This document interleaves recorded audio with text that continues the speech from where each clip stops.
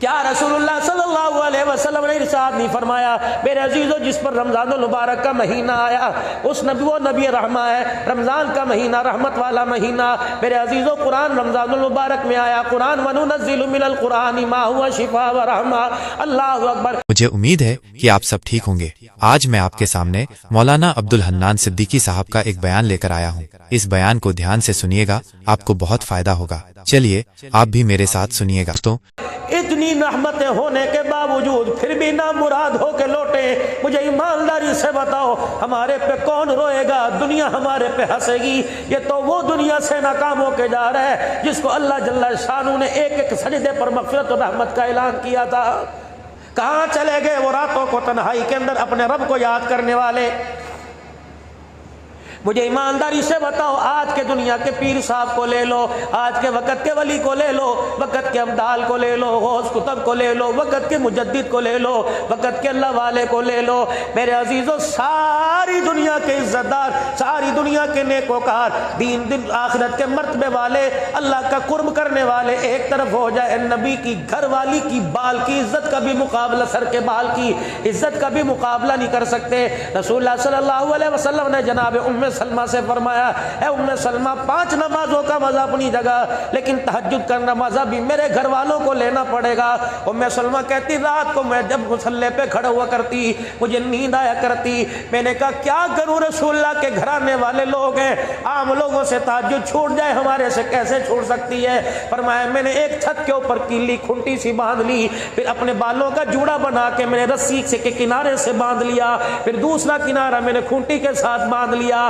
پھر میں رات کو نماز کے لیے کھڑی ہوا کرتی تھی، مجھے نیند آیا کرتی تھی، جھٹکے سے میرے بالوں میں تکلیف آتی، میں پھر بیدار ہو کے مسکرا مسکرا کے خدا کا قرآن سنایا کرتی تھی۔ آج میرے عزیزو ٹھیڑی کا سروے کر لو، خیر پور کا سروے کر لو، سکھر چلے جاؤ، جاؤ میرے عزیزو، اللہ اکبر، چلو شہروں کے اندر دیہاتوں کے اندر مسجدیں آباد ہیں، اور تھوڑا پسماندہ سے علاقے میں چلے جاؤ، کئی مسجدیں ایسی عشاء کی اذان دینے والا بھی کوئی نہیں۔ علماء اکرام نے فرمایا اللہ اکبر، فرمایا جس شہر میں بالفرض ٹھیری شہر میں آنا ہو اور یہاں کے لوگوں کے بارے میں جاننا ہو، چھان بیٹھک کرنی ہو، یہاں کے لوگوں کے بارے میں محسوس کرنا ہو، یہاں کا رہن سہن کیسا، یہاں کے لوگ کیسے، آبادی میں کیسے، خوشحالی میں کیسے، اللہ اکبر، لین دین میں کیسے، چہروں پہ مسکراہٹ کیسی، ان کے دل کا دل کا ان کے قرار اور سرور کیسا۔ فرمایا لوگوں محلے والوں سے پوچھنے کی ضرورت نہیں، میونسپل کمیٹی میں جا کے پوچھنے کی ضرورت نہیں، لوگوں سے رائے لینے کی ضرورت نہیں، او لوگوں مسجدوں کے اندر جا کر نماز کے وقت دیکھ لو، اگر مسجدیں نماز کے وقت بھری نظر آئے تو سمجھ لو لوگوں کے دل آباد ہے، اگر مسجدیں نماز کے وقت خالی نظر آئے تو لوگوں سمجھ لو لوگوں کے دل بھی ویران ہو چکے ہیں۔ فرمایا لوگوں جسے 5 وقت مسجد میں آتا جاتا دیکھو، آنکھیں بند کر کے اس کے ایمان کی گواہی دے دو۔ یا ابن آدم، او آدم کے بچے، او آدم علیہ السلام کی اولاد، میرے بندے، میں نے دن کے اندر 5 مرتبہ تیرے پہ نماز فرض کر دی اور کہہ دیا حی علی الصلاۃ حی علی الفلاح، آجا یہاں سجدے کی جگہ یہی ہے، آجا فلاح کی کامیابی کی جگہ یہ ہے۔ او میرا بندہ تو 5 مرتبہ میرے گھر میں آیا کر، میں سارا دن 24 گھنٹے میں گھر میں رہوں گا۔ او میرے بندے تو میرے گھر میں آنا نہ چھوڑ، میں تیرے گھر میں جانا نہیں چھوڑوں گا۔ بات سیدھی سادھی ہے۔ دنیا داروں کا دستور ہے کسی کے شادی ہو، کسی کے عقیقہ ہو، کسی کی سالگرہ ہو، کسی کے گھر کے اندر کوئی فنکشن ہو، کسی کو کارڈ بھیجے گا، سب سے پہلے پوچھے گا میری بہن کی شادی میں، میرے بیٹے کی شادی میں میرے رشتہ داروں میں آیا تھا کہ نہیں، جب یہ نہیں آیا تو میں نہیں جاتا۔ اور میرے عزیزو 5 مرتبہ اللہ کے دربار میں آنے کو تیار نہیں اور 24 مرتبہ اسے ساتھ رکھنے کے لیے تیار کیسے ہو؟ کہتے ہو بچوں کے مسئلے بھی تو حل کرے گا، رزق کی تنگیاں بھی تو ہی حل کرے گا، پریشانیاں بھی تو ہی حل کرے گا، مولا سارے بگڑے کام تو بنائے گا۔ مالک کائنات بھی فرشتوں میں کہتا ہے اسے شرم ہی نہیں آتی، میں اسے بلاتا ہوں یہ آتا کوئی نہیں، اور جب میری باری آتی ہے، اس کی باری آتی ہے، کبھی مجھے میدانوں میں بلاتا ہے، کبھی دکانوں میں بلاتا ہے، کبھی مکانوں میں بلاتا ہے، کبھی ہسپتال کے دروازے پہ بلاتا ہے، کبھی پریشانیوں میں بلاتا ہے۔ جا میرے بندو، تمہارا رب بھی کتنا قریب ہے، کتنا رحیم ہے، کتنا ارحم الراحمین ہے۔ میں تمہیں بلاتا بھی ہوں، تم نہیں آتے، تم مجھے نہیں بلاتے، میں پھر بھی تیری مدد کے لیے آ جاتا ہوں۔ मुश्किलों के बहर से मैं निकाल करके मुझे दिखाता हूँ। मेरे बंदे तू जब यूं करके हाथ उठाता है और कहता है मैंने तो मांग मांग के अपनी जुबान थका ली, मैंने तो हाथ उठा उठा के मेरी कलाई और मेरी कोहनियों में दर्द हो गया, मेरी तो दुआ कबूल नहीं होती। मुफ्ती साहब आप मेरे लिए दुआ कीजिए, अब्दुल हन्नान साहब सही आप मेरे लिए दुआ कीजिए। और मेरे बुजुर्गों, इरशाद फरमाया मदनी करीम सल्लल्लाहु अलैहि वसल्लम ने, मफहूम अर्ज कर रहा हूँ, फरमाया जब बंदा यूं करके अल्लाह के दरबार में हाथ उठाए और अल्लाह से जो चीज मांगे हो ही नहीं सकता परवरदिगार आलम उसकी ना सुने और सुन के उस बंदे की बात को पूरा ना करे। मैंने दुआ मांगी इलाही मेरे पे कर्जा चढ़ गया, मैंने दुआ मांगी इलाही बेटियां मेरे पास है मुझे बेटा दे दे, लेकिन फिर उससे अगले साल बेटी आ गई, इसका मतलब मेरी दुआ सुनी नहीं और मेरी दुआ कबूल नहीं की। फरमाया मेरा बंदा तूने हाथ उठा के बेटी नहीं बेटा मांगा, इस अल्लाहु अकबर मैंने तुझे फिर बेटी दे दी, इसका क्या मतलब है कि क्या मैंने तेरी दुआ को कबूल न किया? और मेरा बंदा तेरे पर बहुत बड़ी मुसीबत आने वाली थी। ऐ मेरा बंदा तू दीवार के नीचे खड़ा था, तेज हवा चली, अभी 2 मिनट पहले तू यहाँ छोड़ के चला गया, हवा का एक थपेड़ा आया दीवार को जमीन पर गिरा दिया। अगर तुझे 2 मिनट यहाँ खड़ा करता बेटा तो दूर की बात है तेरी सांसें भी मैं ले लेता। और मेरे बंदे मैंने तेरी दुआ को कबूल कर फरमा कर इस बीमारी परेशानी के आगे ढाल बना दिया। बंदे तूने ये दुआ मांगी भी कोई नहीं, लेकिन मैंने तुझे इस मुसीबत से बचा लिया है। इलाहुल आलमीन पार्टियां दुकान के ऊपर आएंगी, आज पेमेंट देने का वादा है, लेकिन पार्टी आकर बेइज्जत करके जलील करके चली गई। ओहो परेशान बैठा, मैंने तो दुआ बड़ी की थी लेकिन मेरा मसला ही हल नहीं हुआ। फरमाया मेरा बंदा तूने जब दुआ की हमने देखा तो चारों तरफ से गुनाहों में फंसा हुआ है, तेरे दाएं बाएं ऊपर नीचे गुनाह तेरे कद से ऊंचे हो गए, तेरे गुनाहों ने तेरे माहौल को भर दिया, तेरे गुनाहों ने जमीन को भर दिया, तेरे गुनाह बुलंद होते होते आसमान की बुलंदियों को छूने लगे। तूने पैसा मांगा, तूने औलाद मांगी, तूने अपने घर के लिए कच्चे मकान से पक्का मकान मांगा, तूने एक छोटे से ठिये से बहुत बड़ा कारखाना मांगा। मेरा बंदा हमने तुझे जो तूने मांगा मेरे बंदे हमने तुझे दिया कोई नहीं, लेकिन तुझे तेरी हैसियत तेरी औकात के अंदर रखा। हमें पता था कभी तूने बख्शिश न मांगी, कभी तूने मेरे नबी की शफाअत न मांगी, कभी तूने मेरे नबी के दरबार से हौज़े कौसर न मांगा, कभी मेरे दरबार में हाथ उठा के अपनी दुनिया आखिरत की भलाइयां न मांगी, कभी तूने मगफिरत न मांगी, कभी जन्नतुल फिरदौस न मांगी। तो ये समझा कि अल्लाह नबी वारिस है, क़यामत के दिन भी मैं आँख का इशारा करूंगा, धोखा दूंगा, इधर से निकल के चला जाऊंगा ना। मेरा बंदा मैं तुझे पकड़ूंगा, तेरी गर्दन का सरिया में निकाल के रखूंगा। रसूलुल्लाह सल्लल्लाहु अलैहि वसल्लम ने जनाब उम्मुल मोमिनीन सैयदा आयशा रज़ियल्लाहु अन्हा से फरमाया था, ऐ आयशा अल्लाह के सामने से गुजरते हुए जरा होशियारी करना, जरा ख्याल करना। या रसूल अल्लाह सल्लल्लाहु तआला अलैहि वसल्लम क्यों? फरमाया ऐ आयशा अगर परवरदिगार आलम से गुजरते हुए उसने खड़ा कर लिया और पूछा ऐ आयशा ये काम क्यों किया था, कसम है उस रब की जिसके कब्जे में मेरी जान है, जान छुड़ानी मुश्किल हो जाएगी। फरमाया आयशा सिद्दीक़ा रज़ियल्लाहु तआला अन्हा तू मेरी बीवी है, अन्नबिय्यु औला बिल मुमिनीन मिन अनफुसिहिम व अज़वाजुहु उम्महातुहुम, जो मेरे बिस्तर पर आ गई क़यामत की सुबह तक के लिए सारी उम्मत पर हराम कर दी गई। अल्लाहु अकबर, वडेरे की भी माँ बन गई, रईस की भी माँ बन गई, सिद्दीक की भी माँ बन गई, उमर उस्मान अली सारे सहाबा की माँ बन गई। या निसा अन्नबी लस्तुन्ना कहदी मिनन निसा, अल्लाहु अकबर, सारी कायनात की इज्जतदार और तेरा राबिया बसरिया जैसी एक तरफ क्यों ना हो जाए, माजादिया जैसी क्यों ना हो जाए, बुशरा शबाना जैसी क्यों ना हो जाए, हजरत आबदा जैसी क्यों ना हो जाए, हजरत अस्मा जैसी क्यों ना हो जाए, हजरत सुवैया जैसी क्यों ना हो जाए, सैयदा जनीरा जैसी क्यों ना हो जाए। ए आयशा सारी कायनात की औरतों का मकाम एक तरफ, लेकिन जो दुल्हन बन के मेरे घर के अंदर आ गई उसके मकाम का मुकाबला नहीं कर सकती है।